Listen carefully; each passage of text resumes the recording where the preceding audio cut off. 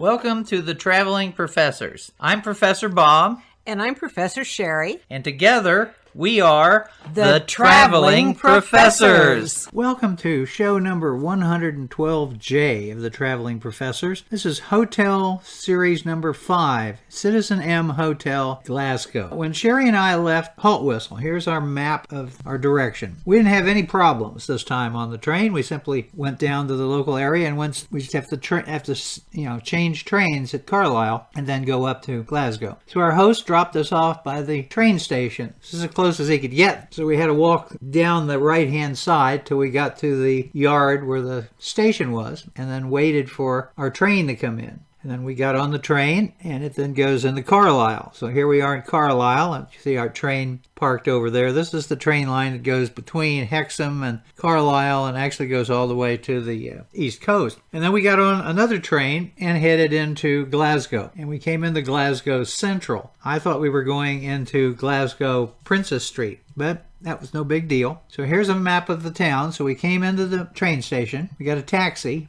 and then went to our hotel. Now, our hotel is up in here. It's Hotel M. Now, this is a new chain that's been coming around. Sherry and I first stayed in a Hotel M in 2021 when we were visiting France during the pandemic. And it was an excellent hotel. It's ultra modern. I mean, you do literally everything on your phone. We literally had our phone there. We checked in. You can do all sorts of things with it. It becomes your key to the room as well once you get into the hotel. And so we come into the Hotel M and we check in.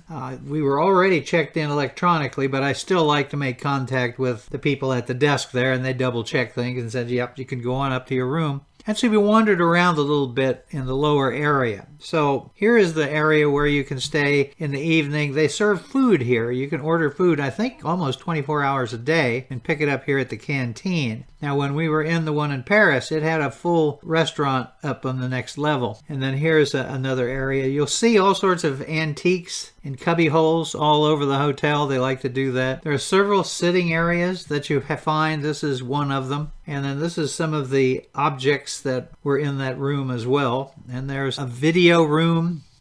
They have other types of rooms. They have business rooms here down this hallway. There's places where you can have meetings, and then you go all the way down to the different end of where the meeting rooms are located, and you can look out and see what's going on outside. Again, another sitting room. You can have drinks. Now, up on the second floor is where they have the breakfast service, and they have other things that you can do. And this is what it looked like. This is actually the one from Paris because I forgot to take a picture of it when we were there in Glasgow, but it's basically the same. The difference is they only serve breakfast up here, and it usually comes with the room, and we didn't do that. I would suggest that when you get your room, get the breakfast. It's well worth it. We had to pay for it, which wasn't any big deal. But that's all inclusive. And another thing about Hotel M is if you're a member of their group, I think it costs $100 or $150 a year, then you get discounts on your room. So for example, we paid £150 to stay each of the nights that we were there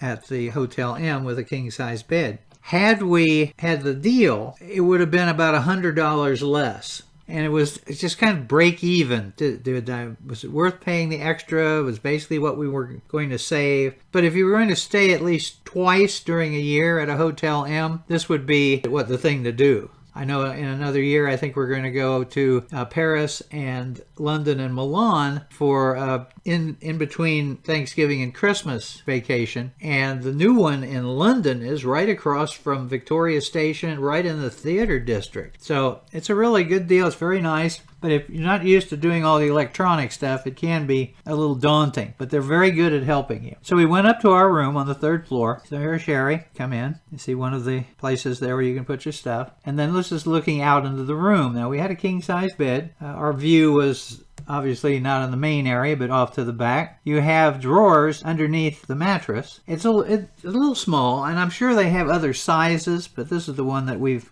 liked. It was exactly like the one we had in Paris. And then on the wall you have the television, and you can interact with it. You have an iPad that controls the whole room. It lowers the blinds, it does the shades, it changes the lighting. You can have mood lighting, you can have sound effects, you can have all sorts of you can really go wild staying here. You can have the bathroom light on, it changes colors, or you can change the color that you want. And so you can really interact through that. Worst case scenario, you can always call somebody down at the desk. And then here's the view looking out. And then a couple of other areas. Here's the little table beside our bed. And the bathroom area had a really nice shower. So that was our Hotel M that we stayed in. Now, we are going to be here in Glasgow for 3 days, and this is the Charles Rennie Mackintosh homage that we're doing. Sherry is really big on Charles Rennie Mackintosh. That's why we have to be here. As a matter of fact, we're having a day and a half of just Rennie Mackintosh. So this is a picture showing the map of Metro Station, the subway, which is one of the oldest in Scotland. And we're up in this area, so we'll be using this station right here. It's easy to use, operates like every other metro in Europe, and we got a 3-day ticket, and so we have to try that out. After we settle in, we then decide that we're going to look around. And one of the things that we want to find is Mackintosh at the Willows. This is a venue that was created by Charles Rennie Mackintosh. And you can have lunch here. It's been restored. What we're going to do, we're going to go across the street. We're going to go down towards the university where you have the famous library that was designed by Charles Rennie Mackintosh. And then we're going to go to the metro station, see how that works, and then go up into the main area of the town because I want to take some pictures of Wellington on his horse. So we cross the street, and here we have one of the pubs nearby. There's lots of fast food places.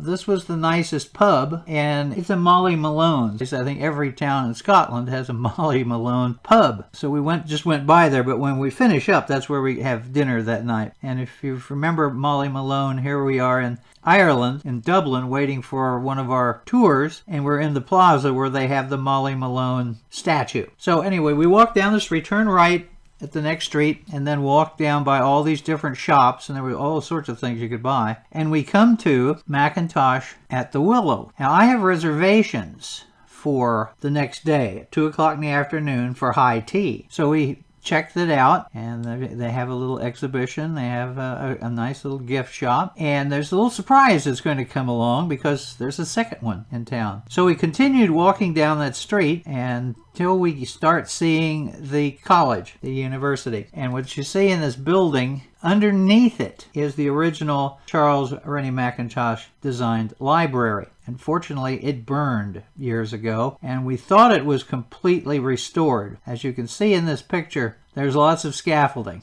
They built this modern building over the old thing. They haven't raised all the money yet, so it's years away from being completed. But to give you an idea of what it looked like, this is a picture of what it looked like prior to the fire. And this is what it looked like on the inside. This is the way the windows, the furniture, everything in this was designed by Charles Rennie Mackintosh. And literally, you have pictures of him all over the city. It's a nice little mural on the wall of one of the buildings. So we're going to head from where we are right here, we're going to head down to the metro. So here's the walk down the metro. It's a very nice little walk over. We have to go down, and then once we get to the other side, here's the entrance to the metro station. And we went in, got our tickets, and then we headed off to the main section of town. So we're going to go to one of the stops here I think we ended up at the train station up here. And then we were going to walk down this way and then see Wellington. So here we are after we got out of the metro station, heading down the street. Again, this is all shopping. There's businesses, there's office complex, there's governmental buildings as well. Here we are going a little bit further down. And then we come to this. And it says the Willows Tea Room. Well, this is a little troublesome.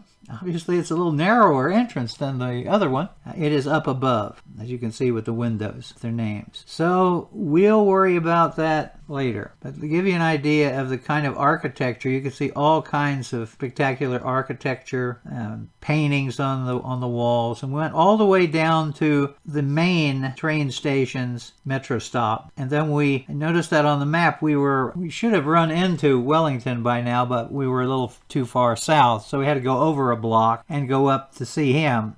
Now he's on a horse, in front of one of the art museums. And so here's a shot of him from the side. Now the people in Glasgow, frequently, they started putting traffic cones on his head. Different colors, changing around, more than one, all sorts of different things. It's what they're noted for. Here's a view from the front of Wellington with a traffic cone on his head. Of course, it kind of detracts from it having a construction going on behind him. And I thought this was the only place that they did this, but Edinburgh, which is in competition with Glasgow, also has a Wellington on his horse, and they also put a traffic cone on the top of his head. But I'll worry about that when we get to Edinburgh. So that's what we did the first day. Sherry and I hope you enjoyed the tour. Please come by our YouTube channel at Bob Packett, and please subscribe and leave some comments. Thank you very much. I've been doing podcasting on history for over 15 years. I've got over 4,000 shows, and I've done CDs, which of course can be sent out as USBs. So if you would really like to get more on history for free, then come by my website, as you see here, historyaccordingtobob.com, and see what's there. So thank you very much again.